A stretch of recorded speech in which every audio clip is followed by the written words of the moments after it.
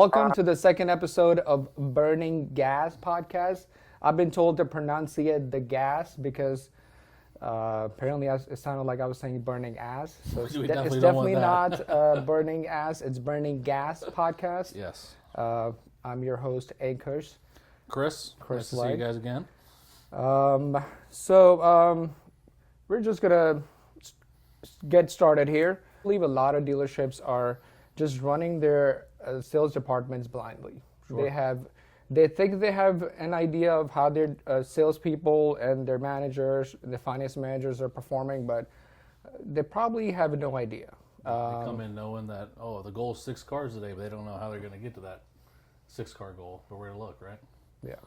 Which is why, slowly we have, we started tracking a few things here and there, and it adapted into a whole intricate, this complicated report that has evolved over time. And, I believe that we need to measure a few things at least in the new car department that we do, and used car department. There's many things we measure there as well, that you need to, in order to know how your people are really performing. And, we'll kind of do, I have my report here. This is the report that we do daily. And, I would just like to share this. And, it looks like this. It is, we do it on an Excel sheet. And it's a lot of pages. It's a lot of pages. It takes a lot of time. But we kind of do like a front cover, which is a breakdown of what's going on, really. And it's on my desk every day. Our internet manager, Chris Cardinal, a.k.a. Cardici. Yep. God bless his heart. He does this every morning, and it's kind of like the morning papers. I like to call it the morning papers, the morning pages, and you kind of let you know from a glance, just from even like eyesight, yep, for like how your dealership is performing. Sure. And everything is color coded in green, yellow, and red, and there's some red right now. Everyone's had a tough start to the month, and we're adapting. But anyway, so these are the top things that you need to be tracking if you're running a car sales department. Number one, car sold, and all these need to be broken down by salesperson. And we have 2 categories: salesperson and then model. Sure. All the performance by salesperson, by managers as well, by finance managers, and by model line. So And you take it another step too, from where, how they sell the car, right? Sure. And track that as well. Yes, sources, and we track many things. But I'm just going to tell you the salespeople. These are the top things you should be tracking for your salespeople at a car dealership. How many cars sold? That should be the top line there. That's the number one metric. Right underneath that, we have goal, and that is what your goal is for the month. That's how many cars you're going to sell. Right under that, we have pace, and how many cars you're pacing. That is a true telling of where you stand. And if you don't know where you're tracking, how can you actually get to your goal, your destination? Correct. Right underneath that is CSI. Obviously, you know why we need to track CSI. Number of surveys right under that. How many surveys each salesperson has. Internet closing ratio, right underneath that. Walk-in closing ratio. Phone-up closing ratio. When I read that report, from the marketing perspective, if I see red and yellow, I see money, right? I see car deals that are still out there. So it's a great opportunity for a salesperson that actually has that information in front of them, even broken down by internet, phone, walk-in. If you're low in 1 or 2 of those, go back and revisit those leads, right? What are you missing? Because there's deals in there. You should be closing at a certain percentage. And if you can actually identify those areas, then you can sell those extra cars and get to your goals, right? So, and having them color-coded, you quickly so look easier. at it. Yeah. Like, when you just see black and white, it's just like, what am I reading here? 100%. Got just a wall of text.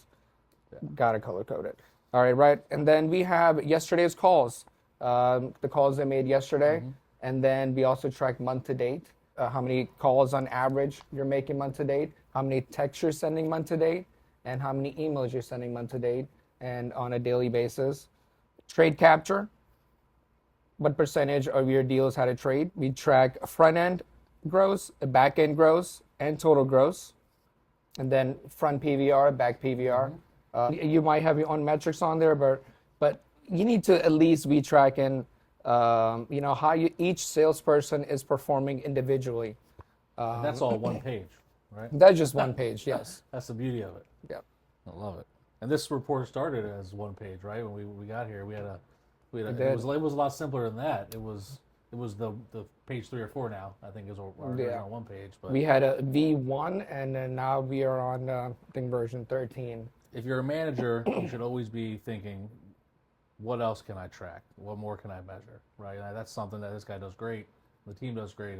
That's why this report has evolved, because every day or every week you're thinking of something, a new way to look at it, a new piece you want to track, right? So if you got a dealership, constantly evolve what you're tracking, and continue to think about it, because you're just going to get more and more information out there to help you sell more cars. I bet there's a lot of salespeople out there that are that there's a illusion that they're doing well, but when you truly look at the numbers, are they really doing well? Are they taking hundreds of customers to sell, 20 or whatever they're selling you, and all these other people? It's a big red flag. It's a big red flag. That's most dealerships don't know that. Yeah. Most dealerships don't know what a salesperson's individual closing ratio is, what their trade capture is, what they're not looking at CSI on a daily basis. They're not tracking front PVR, back PVR, total gross. Do dealerships know what each individual salesperson's contribution is to your gross profit? And the transparency of it too, right? I know from my experience, at other dealers and seeing other dealers operate, a lot of secrecy, right? A lot of salespeople, they don't know how many leads their neighbor has, right? It's just there's no way because they might think, well, they know it can cause fighting and jealousy, right? And everything we do here is full transparency. It's all on paper. Every salesperson can see everyone's numbers. They can see their manager's numbers. They can see their finance manager's numbers. They can see everything, right? There's no secrets, but that's, I think, how you build camaraderie in a team over time too. There is no secrets. Everyone knows. They can look at the data. It's right there every day in front of them, and they can see the full picture of not just themselves, but their neighbor and the whole dealership. I think that's a big aspect of it, because you don't want to just measure it and hide it. You want to measure it and share it. You want to measure and share it. Yeah. And you hear a lot from dealerships, and you hear a lot from other salespeople when you talk to them.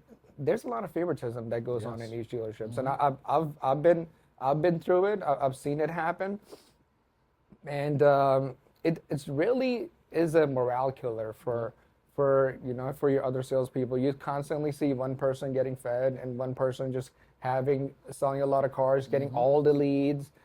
It does happen a lot. So this forces you. Closing rate, right? And you're like, man, he just goes through. He takes all the ups and sells like 3 cars, and managers love him. Yeah, it's hat trick, but it took him 20 leads to get there. Yeah, and that's why you need to measure it. Yeah. That's why you need to track what you're doing daily. If you don't, it's easy to get lost, whether it's intentional or unintentional. I think there is some dealers that play favoritism on purpose, but I think there's some that they just don't know, like you said, and they don't know. They just think that guy's the best. This will force you to be honest. 100%. And everybody needs to adapt the mentality that there's no secrecy. You need to share everything. This gets emailed out daily to all of our salespeople, all of our managers, all of our finance managers, our GM, our controllers, service season. Mm-hmm. It is a big part of why we have been successful. Yeah, 100% agree with that. I think, again, Coach, the next topic I want to talk about is the big, I don't know what to call it, white elephant, gray cow, whatever the saying is, in dealerships is training. And not just hiring. I think the typical dealership setting, and what I've seen working with a lot of dealers is, all right, we need people. We need salespeople. This group of salespeople selling too many cars, making too much money. We need to lower how many cars each person is selling. We need to increase the floor. We need 3 more. And what do? They'll typically hire a class of 15 people. I'm like, you needed 3. You just hired 15 people, took them away from jobs, whether they were good jobs or bad jobs. And in your heart of hearts that you're only going to end up with 2 or 3 of them in the next 60 days, 30 days. and it's just let's just get them in there and see what sticks. Sometimes they might have a, hey man, we got a good couple 2-3 days of training, and then it's here you go. Here's a CRM system. Here's your login. Start answering the phone. Get walks. Don't let anybody leave the dealership without letting us know. And good luck to you. If you got any friends or family, bring them in. And that's kind of the extent of the training, right? And when I got here, we didn't really have a training system in place, right? We were kind of like, well, we need to hire people. We need to grow. But what are we going to do with these people when we get there? And we fell into that the first 6 months, 9 months. We'd bring in, and I'm kind of one of the guys that gets the initial. I call myself the Sherpa of the new hires here. I guide them on their journey for their first 3-4 weeks of the dealership, and then I release them to Ancush or the used car team or whatever team it is. And I think that first 3 weeks is critical to developing your people. And I think day one is important. I've seen too many dealerships that hire people. They bring those 15 in, and they're like, oh crap, you guys are all here. We're busy. We got deals we're doing right now, but yet, hey guys, can you just go sit back in that classroom and we'll be with you shortly. Next thing, a couple hours go by, they're sitting there twiddling their thumbs. They're not showing any love or like, hey, we're so excited you're working for us. And they already are off to a bad start at the dealership. They think they got hired. No one cares enough to even come take care of us for the first few hours we're here, or tell us where to sit or what to do. I mean, it's so laughable, but it's so true to how car dealerships operate and the training that's in place. And we fell for that. Where we'd hire 10 and we know, hey, we need 3, but they'll work it out.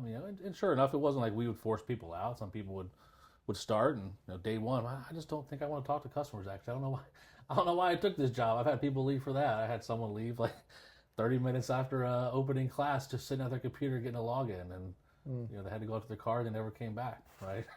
So sometimes it's just not for people, and they realize that, and they leave. We never try to force people out, but we realize over time it starts with the interview process. You need to have multiple layers of your interview process. If it's just HR talking to them, or you're having a 2-minute conversation from one manager, you're probably not going to hire the best people. So we use an outside source. We kind of vet people. We take away the tedious aspect here, but we want to talk to the people before they get hired. The people that are actually going to deal with them on a day-to-day basis need to have more than 2 minutes of conversation to know what they're working with. So we'll have, myself or managers, several managers will usually talk to the classes when they come in, and we make a group decision. Hey, how do you think about this one? What do you think about this one? All right, let's hire these. We need 4. Let's hire these 4. Let's make them work. Right? We know we need 4. We don't need 8. And now we kind of hire for what we need. And we have the expectation of we're going to set them up for success. We're going to give them a whole 60 days if they need it to train, not just 3 days, but 2 months. We're going to pay them hourly at a good rate in today's market. And we're going to make sure that day one, when they hit that floor, they can sell 20 cars a month. Because there's nothing worse than hiring people, putting them on a floor 3 days in a commission job. They're used to getting paid a certain amount for what they're working. Now they have no idea how to sell a car. They have no idea how they're going to make money. They're working more. And they're working more. They sell 3 cars and make $400 for the whole month of work. And they do that for 2-3 months. What do you think is going to happen to those people? They're going to leave. And now you're having to hire a new class. And you're just wasting money. And it's cost you more than you even can know in the bottom line. Instead of just putting the time and effort, make sure you have a point person, someone that day one is going to be there. We appreciate you, welcome you. We're excited to have you. This is the expectations of what you can expect. Hey, day one might be a little slower. What we're going to try to do is get all your logins created, make sure you guys get set up with everything, and then we got to start the computer training. Always get the computer training knocked out, but you want to break it up. You don't want to just sit them for a week and a half straight at a desk by themselves doing modules. Have them do 3-4 hours, take a training class, have someone teach them the basics of how customers are. What are customer personality types, right? Are you working with a customer that's a conversationalist, or a customer that's a dominator, or a planner, or a calculator? How can you approach those customers? How can you adapt, right? And mirror those customers.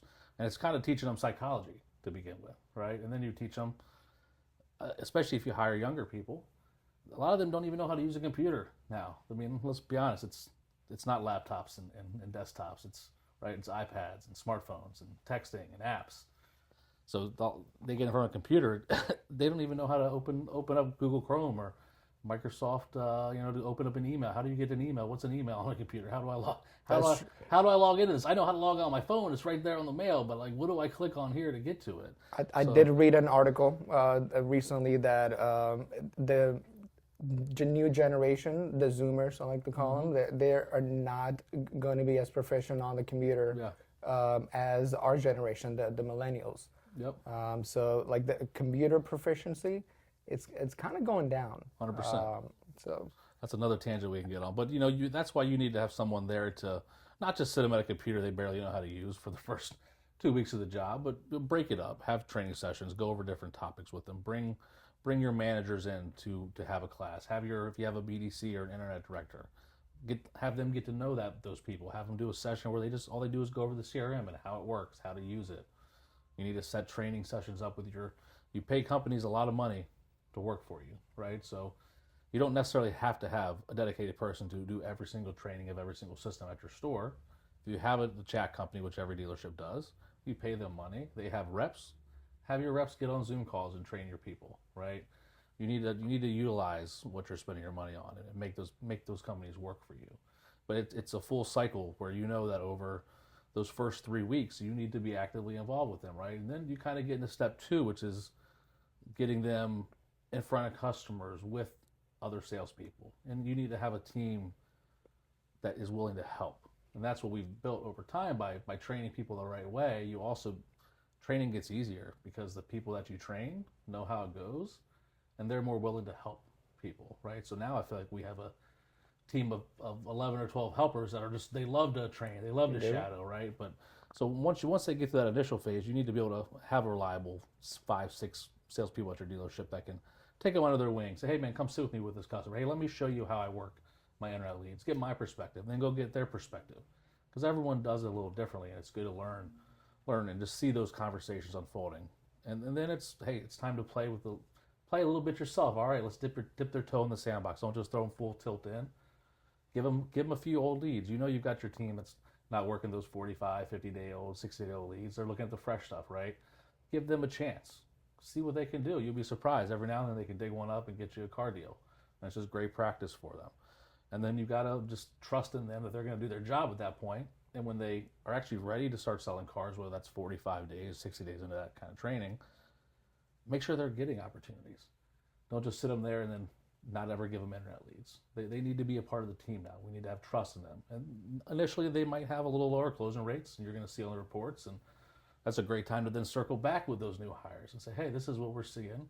Looks like you can still work on your internet stuff a little bit. Let's go dig into it, right? And you need to have active managers like this guy who's going to be involved in helping them every week to go back and dig through their leads and learn and teach them ways to respond, right? Because at the end of the day, I think this is the biggest key. I think a lot of car dealers and managers do a lot of work, and they do a lot of follow-up. They do a lot of closing of deals and almost the full deals, right? Where they are acting like the senior salespeople in a way. But you need to have it so you can train your team to do that, right? So you can sell more cars, be more effective, which is where when they learn directly from you showing them, then they can fish better, right? Teach them to fish better, you're going to catch more fish. So that's kind of all my little tangent on training there. What are your thoughts on that? Yeah, I love how... I'm very passionate about training and trying to do it the right way. Yeah, and what we've done here, what you've done here is over time, we have built a clear path on how to onboard a salesperson. Day 1 needs to be this, week 1 needs to be this, week 2 needs to be this, week 3 needs to be this, and there needs to be a flow, a gentle, a soft landing into the car business. Because if you just throw these people out there into the waters with these sharks out here, I mean, like I have been, you have been. I think most salespeople I've talked to, they've been like, yeah, nobody trained me. I just went out there and I was told to go sell cars and kind of figured it out on my own. And that's the story of most salespeople. And we're trying to avoid that. We're trying to actually control our future and our destiny. And in order to have a sales staff that is that will reduce your workload, like you said, you need to be in complete control of that hiring and training process. 100%. And I think, honestly, this might be controversial, maybe not. I don't think the coming generations have the same abilities as the past generations to be thrown in the water and survive. Most of them need to be handheld. Look, it is what it is, right? But it's the truth. You're not going to get as many of the warriors, the true car guys that come through and get a shine. You've got to build them into that. And it's a different way to do it. But you can make anyone. We always say it's the easiest job, right? It's easy, but it's also, there's a lot of information.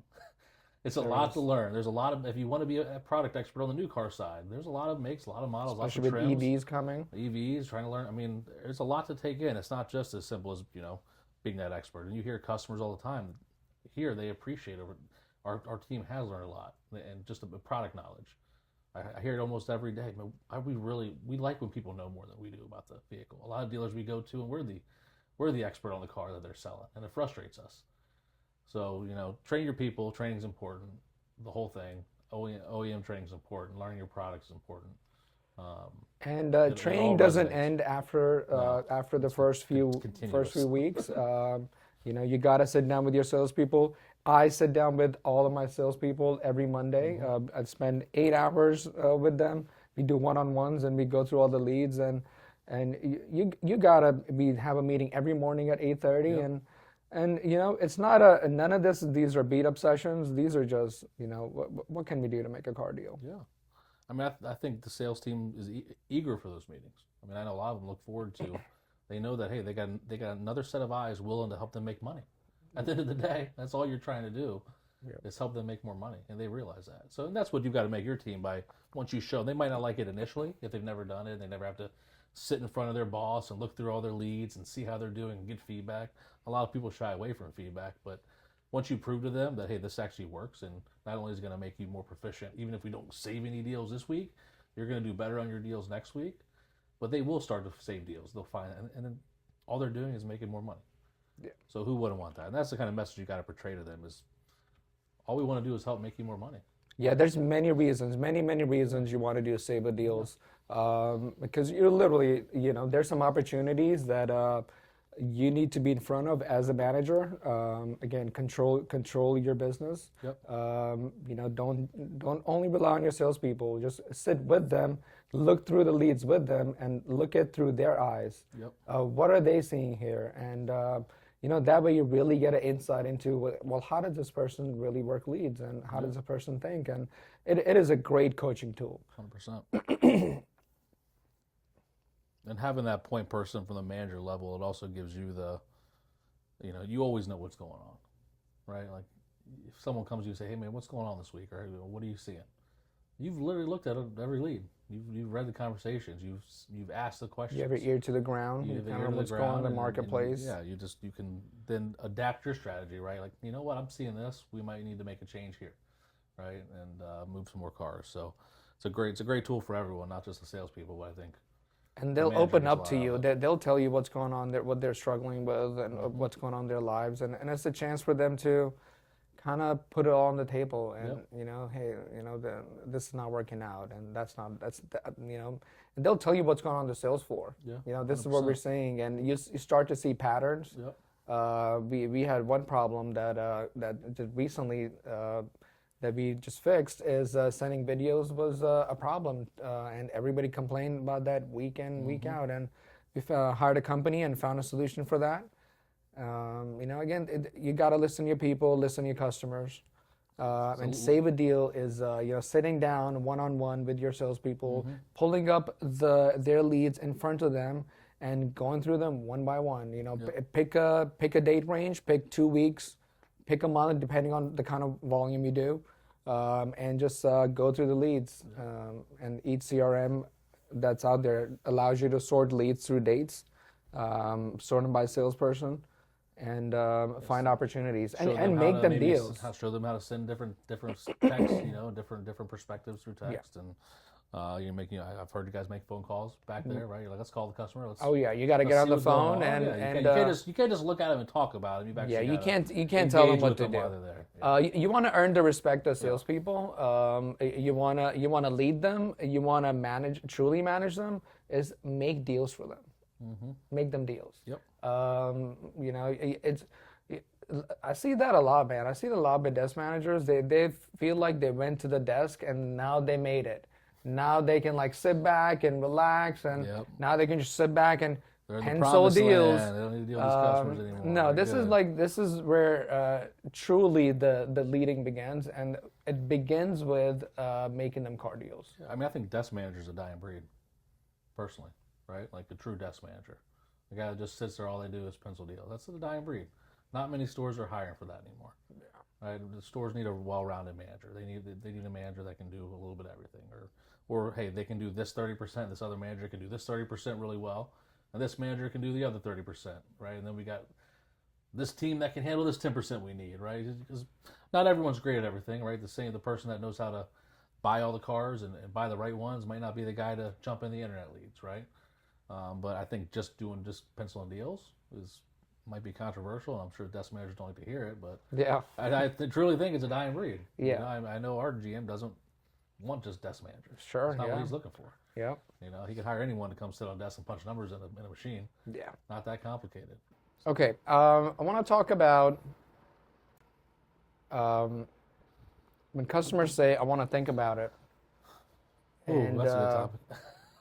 And you know, when they say, "I want to talk to my wife." Oh yeah, I like that. Yeah. How do you handle that? Yeah, that's great. And that's always the thing that most salespeople stump with. Yeah. I have a controversial opinion on that. Okay. So I'll say one thing off top, like we do let people leave. And Yeah. they come back at a high rate. Yeah, we have a Right? we have a high closing ratio. I think there is like you can identify that person, and like if you just know someone's not gonna, you can do the whole hammer them 10 times, and you got to take your shots respectfully. I mean, you can't just right away. You know, you're always gonna take a shot, but I think there's a difference between like taking 10 shots to keep them there when you know they're uncomfortable now versus Yeah. like taking 2 or 3. Yeah. Right? And then at the end of that, you do your couple, and then if you gracefully let them leave, and you've done a great job, you've got a good price and a good car that they want. I think Wow, they're gonna that come back. AC is. I think it's increased from what it used to be. I think it used to be like 1.2. If someone goes to 1.2 dealers, so they leave you, they're buying at the second one, right? But I think over time I haven't seen the data on it recently, but a change in that. But that was a little diversion there. Go ahead. No, I mean that's what I was gonna say. You know, if first of all, the question I want to think about it should usually not come up when you're in negotiations. After the test drive, it's very simple. You need to ask them: is there anything other than price that's going to stop you from buying the car today? 100%. You need to look at them in the eyeball and straight up ask them. If we can get all the numbers agreeable to where you're going to be completely satisfied, can I earn your business today? Yeah. And it's going to be either yes or no. And if it's going to be a no, you need just then ask questions on why not. But Exactly. if it's a yes, then go straight to your desk and get the numbers and close the deal. And after at that point, if they say I want to think about it, well, that's when you bring up. Well, you remember a few minutes ago when you told me the car that if everything was agreeable, you're going to buy the car. Yep. What's not agreeable here? Is it the price? Is it the monthly 100%. payment? Is it the trade? Is it the car itself? So you need to flush out the objection. Yeah, if you get Most that, of the time, they want pre-commitment, then you can come back to it, right? you have to get that pre-commitment. 100%. Most of the time, when they say they want to think about it, it is an objection that hasn't been flushed out yet. What do you want to think about? Yeah. And you need to really figure out what is that. Is it the leather seats? Is it because it doesn't have? Is it because the LED lights? Is it the length of the term? Is it the rate? Yep. Is it you? Is it the dealership? Like, what is the reason? What is the reason they want to think about? Yeah, I mean, you could be so straight honest to the customer, like, oh, Mr. Customer, I mean, in my opinion, there's only 3 reasons you would need to go home and think about it. It's because you're just not sold on this car for whatever reason. If so, I'd like to kind of understand why, or you don't believe in me and what I'm doing here and are comfortable with me, or maybe it's just you don't trust the dealership yet. I mean, what is it that's causing you to want to go home and think about it? Yeah. Typically, in my experience, it's one of those 3, right? And then they might open up with you more and be like, well, it's really just the car, and I just I thought I wanted the cooled seats. It doesn't have it, and just cool seats, man. Is that really a deal breaker for you? So you can usually uncover some objections.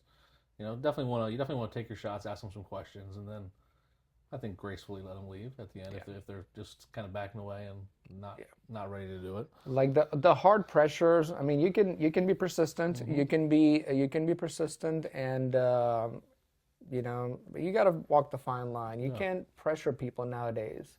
You can't. No matter how many master closure seminars you attend, if, a lot of times if you don't have the right car, man, you're not going to sell it to them. You're not going to like force people to buy cars they don't want to buy. I want to talk to my wife. No matter how many clever closes you try to tell them, how many little word plays you try to do them. Yeah, bro, why don't we go pick her up and bring her in? We can get you some dinner. Well, you can try a lot of different things, but it usually doesn't work. You can take all the time out of the research and be the hero and save the day and go home with a new car. Take the car and show her real quick. Either you're not married or you're just not in touch with reality if you feel like that's going to work. Probably doesn't even know he's at the dealership. Does that really work? Like, do these like when they say I want to talk to my wife? Like, what the percentage of times you can really close them? Like, some people actually might just say that. You at least need to try like at least once or twice to be one of those closes, but you're not going to pressure somebody if they say, well, I want to talk. Be like, hey man, I just told you like 3 times I need to speak to my spouse. Like can you relax a bit? This is a mutual what's decision. with the aggression? And you're going to turn some customers off if you keep. And some managers need to realize that it's okay. Yeah, it's okay. Let the customer walk. Not everyone buys right now. Yeah, we wish they did. But that's why you need volume. That's why you need to focus on growth, and that's why you need to make sure that all your salespeople are selling cars at all times. Because when you have the volume, and you're not afraid to let go of a deal. Yep. You're not afraid. If you have the best price, you have the car, you have the right car at the right price. Let the customer go. I honestly let them get beat around a little bit. Yeah, sometimes sometimes you got to let the customer look at the market and just understand what's going on, right? And see that, hey, there really is no better deal out there. You got to trust in what you've got set up and how you're operating to be able to do that. You're giving them all the money for the trade, and they still want $2,000 more. Yeah, and you've tried everything, and Yeah, I think so. The takeaway, right? It's almost like you're taking it away. Like, hey, you know what? It's cool. If you want to go see if you can get a better deal. This car might be here, it might not, but feel free to go do that. You're not begging for the deal. It makes them almost want the deal more. It's almost as too much attention is on closing the customer than the build up. Yeah. Like, you need to hire the right people, the right, it's important to get rid of your shitty salespeople. It's important to be transparent with all your numbers. It's important to guide your salespeople and sit down with them. It's important to do many, many other things. Yep. Because if you do those other things, the little things, the close will come. If by doing it you have the right the customer's inventory, going to come to the decision to close on the deal, right? Yeah. And you haven't forced them, and I think that whole pressure close, and you get that kind of planner calculator mentality that really does need to sleep on 100% of the things he does. He gets pressure closed. What do you think that survey is going to look like? He's going to be full of regret the next morning. He'll stick with the car, and it'll be a done deal. But you think he's going to leave kind survey numbers for you, right? Yeah. So I think if you allow the customer to come to terms with the deal and really be happy about it, then you're going to have better CSI overall, right? Versus just trying to get that deal in today to have it on the board because I got nothing else working. You always, like you said, volume helps a lot, because if you always have stuff working, you don't feel the pressure to need to close that one deal and hammer them, down. Increase the volume to decrease anxiety. Yeah, 100%. That's a great way to say it. Yeah. Yeah, you need to keep on get the volume going and keep on tracking your numbers and see where you at month to date, see where each salespeople are at, and make it easy for yourself. I said in a meeting a couple of days ago that it's easier for us to sell. We're selling triple, quadruple the cars right now than what we did from a few years ago, and my job is easier now than it was when we were selling less cars. Yeah. It's because our salespeople are just so good. We've had, and that also goes back to training, hiring, consistently being, consistently communicating with them, retaining, listening to them. And we've had the same salespeople, and 95% of our staff is brand new. We add them, and they get through that initial, 3-month phase. They usually stick around. I mean, we haven't had many that have. Our that have left. turnover. You need to have less salespeople, pay them good money, and and retain them. Yeah. That I think that's what our GM's trying to do as well, and it has worked. What else you got? So, I mean, what about what's going on out in the world today? I mean, we were kind of talking about more, the best practices and things that we employ here and we see, but, there's a lot that goes into what we see here, right? And things that affect, from externally, what we see at the dealership on a day-to-day basis. And, we always like to say we're quick to adapt, right? If something happens out there, whether it's a chip shortage or, COVID pandemic, parts supply shortage, right? I mean, no matter what it is that's causing issues, if you can know about it, then you can make a plan and you can attack that plan quickly.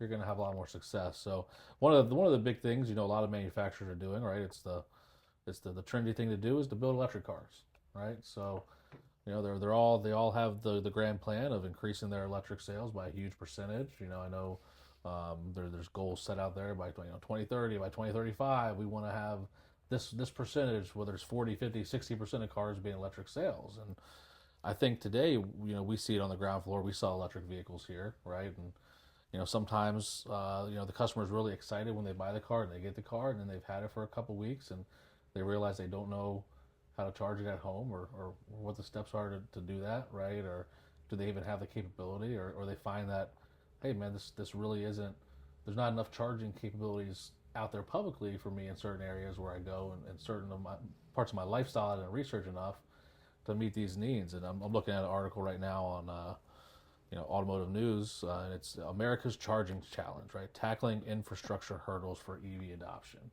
And I kind of want to know what your thoughts are on that, Ankush. I personally I think it's going to be hard for a lot of these OEMs to meet their quotas and for the power grids, that need work done to them. And we see it out in California with rolling blackouts, right? And the power's out, it's hard to charge a car, right? Yeah. So, I mean, it's not just building charging stations, it's redoing infrastructure nationally across the country. And it's trying to happen in the next 7 years, right, to get to that 50-60% mark. So first of all, do you see it happening that quick? Do you think we're really going to get to the levels that all these OEMs are projecting within the next 7 years? Or, I mean, I do think EVs are the future. I think eventually we'll have a world where it's just EVs, and whether that's 15, 20, 30 years from now. But I kind of want your opinion on, being the guy on the ground floor working at a dealership that has been selling electric cars for a couple years, and when we would definitely have a bunch of initiatives coming out around it. What are your thoughts on what you're seeing and what your opinions are on that? All right, this is my $1 trillion idea. All right. This is what we need to do. Somebody needs to figure out how to charge these electric cars as they're driving. Yes. There needs to be like technology that they need to like spray something on the roads that has a charge where they're able to electrify the ground. So as the vehicle charges, as it drives, it charges. Somebody needs to figure it out. Elon Musk. Elon, we know you just holla at me. I'm gonna patent that idea. Didn't he just have some Twitter news about Elon too? He did. He is no longer the CEO of. He's stepping down in the next 6 weeks. He has a new CEO. She is going to be coming in about 6 weeks. He said he is going to be a executive chair, a CTO, and I think system operations. Okay. And so he's stepping down. I'm. All the political stuff aside, I'm a fan of Elon Musk. I'm admire what he has done and what he continues to do. Keep on tackling these massive, huge problems that only an alien like him can tackle. And he's a guy where everyone else says you're crazy. He's like, oh, watch me. You know, I'm gonna go do it. Yeah, I'm not gonna wait. I'm excited about what's gonna happen with Twitter. I mean, we're gonna release our podcast. This is gonna be on Twitter. If you're watching this on Twitter, thank you. But it's gonna. I'm excited to see what comes ahead. So looking forward to that. Yeah, I think he's made some good changes, cleaning it up. I think more people being verified and being verified as real people is a good thing. Right? My favorite part is the community notes. Yeah, they have just been hilarious and really makes it easy to call out fraud. Sure. What do you think with all the AI stuff that's going on?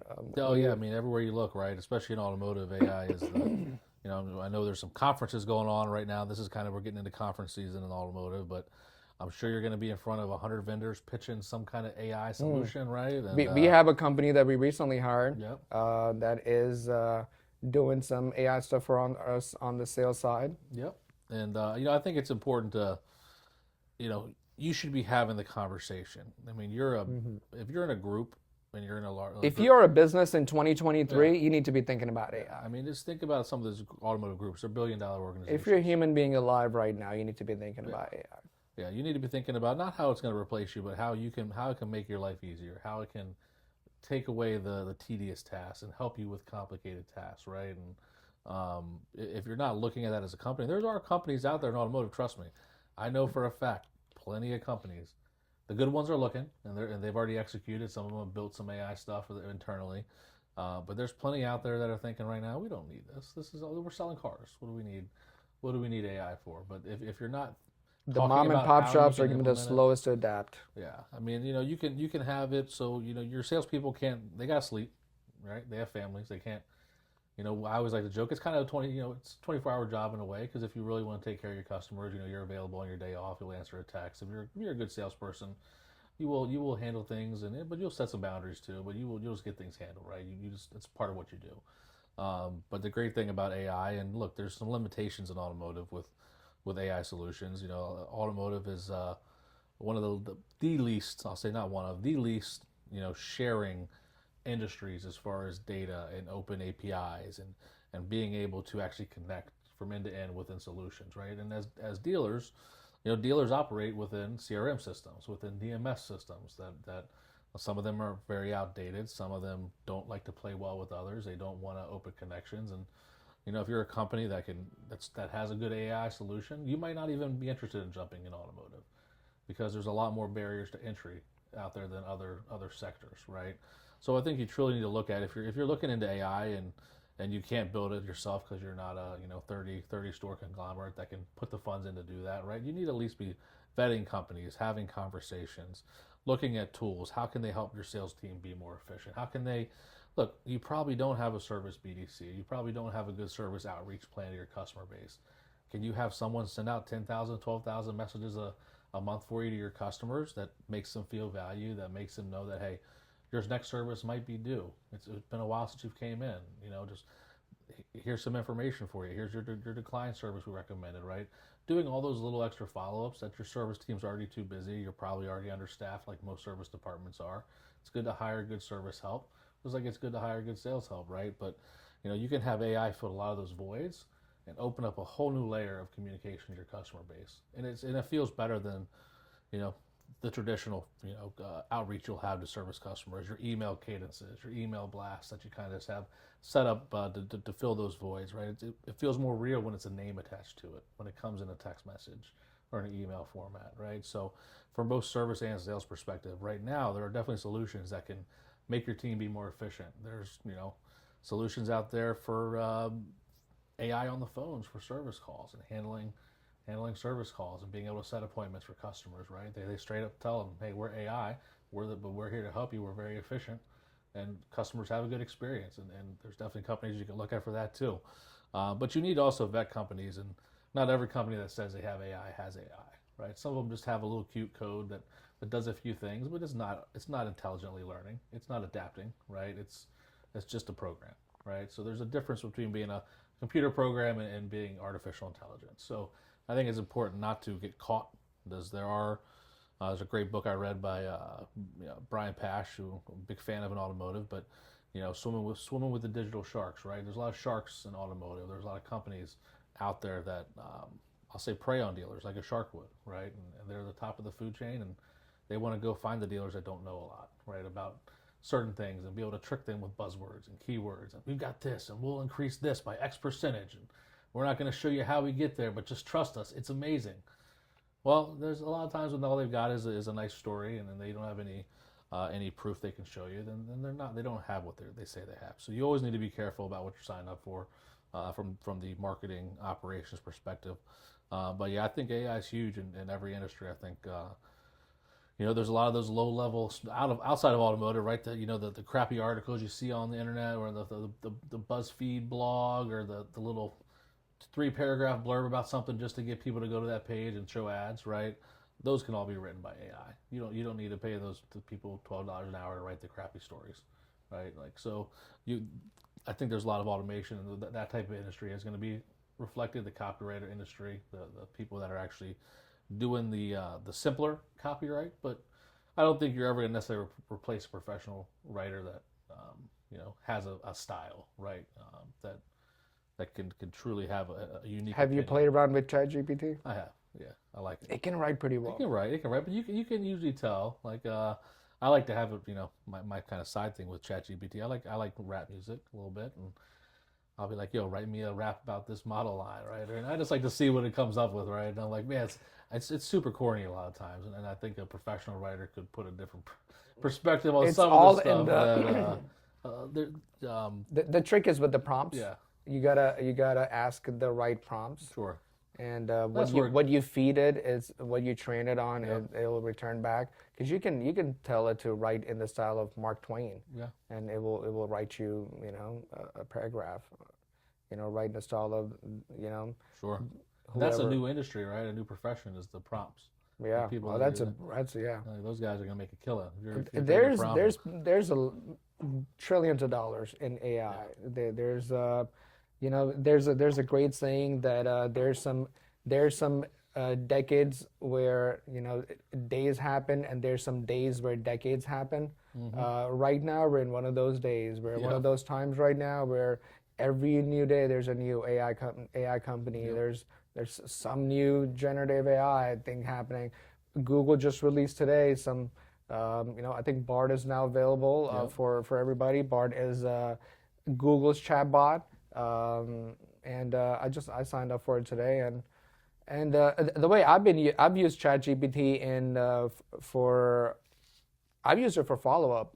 There's a long history of text messages with the customer. Yep. Pages and pages, and you're like looking at the lead, you don't know what's going on with it. Copy the entire thing and then paste it into ChatGPT and say summarize this text with this customer in 10 lines or 5 lines, and it'll do that for you. Nice. If you get any emails from manufacturers, and a lot of GMs don't want to read through that and decipher those, copy the email into ChatGPT and say, give me 5 bullet points. Break it out into bullet points. For pre-owned vehicles, I think you can ask features on anything before 2021. Mm-hmm. You can ask, tell me. You can do comparisons. You can tell it, hey, compare a 2020 Camry with a 2020 Ford Fusion, and it'll tell you, which one's better or which one's worse than the other. 100%. The only thing it can't do, if you're a new car person, stay up with your manufacturer knowledge, because it doesn't know about the new 2024 and how it specs out versus 2023. So don't get tricked by the old features of what it showed in 2021. Make sure there will be a tool. It'll be more up to date over time. I think we'll have it. Somebody should be working on that in automotive, almost, right? So there's got to be somebody should be working on like a auto GPT, like a car GPT, something where you can just ask all car questions. Yeah, we need to work on that. But I mean, that's kind of what ChatGPT can do, but everything else too, right? Yeah, but you can train it on. You can feed it certain data. Like you can feed it, all the car manuals, mm-hmm. For every single car that's out there, and train it on fix a problem. Hey, car's making this noise. Car's doing this. Yeah. Car's doing that, and I mean, service departments are probably going to, I would imagine. There should be like a chat assistant for every service guy out there. Hey, I got a quick question. I need to look this up. Boom. Things are going to get so crazy. Yeah. It's going to be wild. I can just see that now, like the next couple of years. Eventually, that chat bot is going to be like an actual bot. It'll be like it'll know the car comes in. It'll like look at it. It'll know exactly what's going on. It'll start getting the tools already. Go to the parts department, order the parts, and there's going to be a lot of jobs that are going to be replaced, and automotive will be affected. I'm excited to see what's going to happen. I think it'll allow you to be able to run a dealership with a leaner staff, right, over time, which is kind of what you want. I mean, we're not saying get rid of everybody, but you can. I think we've shown that ability here to be able to be more efficient with less people. And you sell this many cars with only that many few people? Yeah, I mean, why can't everyone sell 20 to 30 a month, right? I mean, why do we want them to sell 8 to 10 and have 20 more of them that we got to deal with? So I mean, being able to do more with less is the ultimate goal of any dealership, right? As costs of everything go up and margins shrink and reduce with different factors out there, being able to be efficient is going to be what saves a lot of dealers. Mm-hmm. But I don't think the dealers are going anywhere. And the salespeople, and I think you always need quality salespeople. You always need the front people. They'll just be able to sell maybe 40 a month easily, right? And you have 8 of them doing that. That is the question right now with a lot of manufacturers. Are they going to adapt the Tesla model of direct to consumer? And I think Ford came out, Jim Farley came out and said that they're not going to do that, at least currently. And I think a couple of other manufacturers have it's not even a question right now. Yep. So I don't think dealerships are going anywhere. But Tesla does have a model that a lot of customers like. Customers like not dealing with salespeople. I mean, let's be honest. But that's the customers would rather just not talk to a salesperson, and that's why companies like Carvana and Room. And I'll kind of say this though, where I think and I think Elon Musk has done an amazing job, and he's a pioneer at everything. But I think as you see in the next couple of years, a lot more electric vehicles being released, a lot of nice Lexus electric vehicles, a lot of nice Porsche electric vehicles, and just Fords and domestics. Tesla didn't have a lot of competition either, right? So as there becomes more competition, they're going to have less available people that maybe want to get a Tesla. Tesla had a cult following. Then they might need to have salespeople, right? Because it's not just going to be them in one other electric car. It's going to be them in 500 other models that are really nice. And because everyone's invested in it, they're all going for it, right? So I think there will be a time where Tesla maybe has to change its model, because it's just a prediction here. If you heard it on the Burning Gas podcast, wow, that's a bold prediction. Yeah, bold prediction.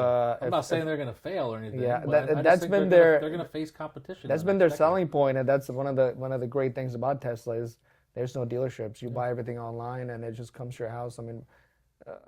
The convenience of no negotiations. Bold statement. A dealer can do that too. You just got to develop processes for it. So there's no reason you can't be a national dealer, selling everywhere, shipping cars, not ever having customers come in. We'd sell a lot more cars if no one ever showed up, right? And that volume would outweigh all the other things. So I think dealers can continue. We're going to continue to adapt. We're not done. But yeah, I don't think dealerships are going away. I know that we're on the path to continue to improve what we're doing here, right? Yeah. And we don't think we're done, and we don't think we've got everything figured out. We think we're a lot easier than a lot of dealerships to buy a car from, but we know we can be a lot better too. So I think as dealers improve, as a lot more electric cars come into the market, I do think Tesla's going to face a little bit of headwinds. I'm not saying that they're going to change their business model to sell, because I think we're going to adapt to be like that and see less people in showrooms, and we're going to have smaller footprints. We don't need a palace anymore. Maybe we can just have a nice house, right? As a dealership, it doesn't need to be quite as big and fancy, because hey, they're not coming in. We're just delivering to their driveway. But we're going to keep adapting, and I do think they're going to see some challenges in the marketplace. I think they're going to be around for. I don't think they're going anywhere, but I think that they haven't had the direct competitors, right? Because no one was. We were competing against them with just gas cars, right? But when you have more options, there's going to be more people that are going to buy other cars too. Like we get Tesla trades here, right? We see it, so that means they have defection. Just now, we still don't have a huge volume of electric vehicles. It's still a very low volume number for us. So as we invest, which we're doing, right, and we're changing our dealership and our infrastructure here, and as we sell more, don't you think we're going to see more Tesla trades at our store too? Sure, yeah. Right? People are going to have choices, and especially as Elon gets, I think he's stopped a bit, but as he gets a little bit more controversial, he's lost fans. Yeah.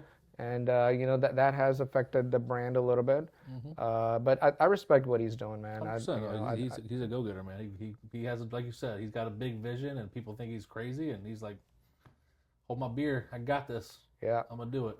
Taking on big challenges head on, that's always respectable. So when are you buying an electric vehicle? When am I buying one? Yeah. Man, that's a great question. I will be one of the last to buy an electric vehicle. Yeah. What's your Love that. number? What would be your reasoning for that? Um, You're not really into cars. I mean, I'm you're just not not really a car guy. guy. I'm Yeah. not a big car guy. It's just funny because I work at a car dealership. Yeah. You know. But yeah, I just I like my old gas vehicle. Although one day Yeah. I'll be forced to have an electric car, I'm sure. Yeah. But I'm not out I there. think, I think, I I'm think not at out one there point looking it's for going to one. be undeniable I'm that not I'm not like a big environmentalist. I'm not like some. somebody needs to work on that charge as you drive thing, the I tar think there's a lot of charge. people like me that just don't care, and we're not like out there looking like we want to get an electric vehicle. Like yeah, one day when they only make them, we'll probably have to buy one, right? But Yeah. until then, we're just gonna keep doing our thing, you know. It's still a small market. I mean, it's a growing market. It's gonna get huge, but in the grand scheme of things, electric. I like when you how look at quiet percentages, they is are. small. Yeah, they are. I love how Which quiet is they kind are. of dangerous too. Driving through a neighborhood in a quiet car, kid runs out. I mean, there are some dangers with being too quiet. I think. I've been crept up on by many electric cars where I'm like, oh, man, you almost hit me walking out in the parking hit lot. me from the right? corner. Yeah, you know. So it's there are some factors to it. Let's be honest. You're having electric cars creep up on you. I like a little noise. They do creep up. They literally, you're like, oh, is that running? What's going on there? And the other spectrum, the super loud cars, again, I'm not a huge into fan them. of those either. I'm That's not like me. those loud cars are obnoxious. Yeah. I know a lot of people are not gonna like hearing this that own these exhaust systems, but We they're got a few. obnoxious. Yeah. Stop with the loud cars and the Just be normal, man. subwoofers. Just Yeah. normal. A little bit of noise. A little bit of hey, I hear Sure, something running. I guess a little bit, yeah, It's helpful. a little bit of engine noise. There's a It reason doesn't they hurt make anybody. the beeping noise when you put it in reverse, right? On a lot of things, because safety, man. Safety Yeah. first. I got kids. I want them to be safe out there. I don't want to run into the street because they don't hear anything coming. And look, also watch your kids. I'm not saying I'm a lazy parent that lets my kids go run into the street. Yeah. So I do believe parents should watch their kids, you Yeah. know. But I think there are some dangers, right? And self-driving is another topic we could try to talk about a lot, right? And how I think Ford, you know, at one point invested a lot of money into a self-driving company, and then they lost billions of dollars when they decided did, this ain't yeah. working out. This technology is a lot farther away than what we expect. But we see Tesla stories, you know, all the time. Where I was looking at it, thought it was that the moon was a stoplight, or you know, it thought this rock was this, right? So Also do see a lot There's of some dangers in see that. a lot of success stories as well, Yeah, and success there's a stories, lot of companies that are working on, you know, full self-driving, Yeah. and you know, it's not ready yet. I like driving. I wouldn't. like the Yeah, feel of I like to driving. be in control. Yeah. There's a lot of people that are gonna have a problem with that. I like being in control of my car. Yeah, I've got a buddy of mine who's used some hands-free technology, right, where it's not fully self-driving, but It's you know, cool, looks on the cool. highway. But he's like, dude, it's just nerve-wracking. You're on like 490. Yeah, You're on- it's you're on like the- a bar You're on the trick. major interstate going 80 miles an hour, and you've got Yeah, and you're just like, I'm just trusting this thing. If this I car got breaks real my quick in front 2 of me, kids in the back. Yeah. No, thank you. I'd rather trust I'm gonna have my myself. steering wheel. 100% of the Yeah. time. So we're in agreement with Yeah, that. yeah, I think so. Maybe one day. Yeah, one day when it's proven a lot more, and there's a lot of them out there, you know. What about the tunnels It would be underground? it'll make you a lot of, if you're a person that works on the road, man, you would love to have a self-driving car where you can just be doing your in between meeting stuff, you're on the laptop, you're doing your work as the car's driving you from meeting to meeting. I mean, that is the dream I for would anyone that works in be. the field. I I'll tell would you be that. interested in going the boring tunnel that he's doing Yeah. and just having the car drive at 150 miles an hour. That'd be cool. You know, if in this area it comes around here, you know, it'll save a lot of people some time. 100%. But that's so far into the future. Yeah, I still think we're like, you know, 30 to 40 years out from really seeing that. There's I'm sure there's some laws and things I don't even know about and regulations, and you know, maybe there's some states won't even allow those for a while, right, until it's proven that it's safe on their roads.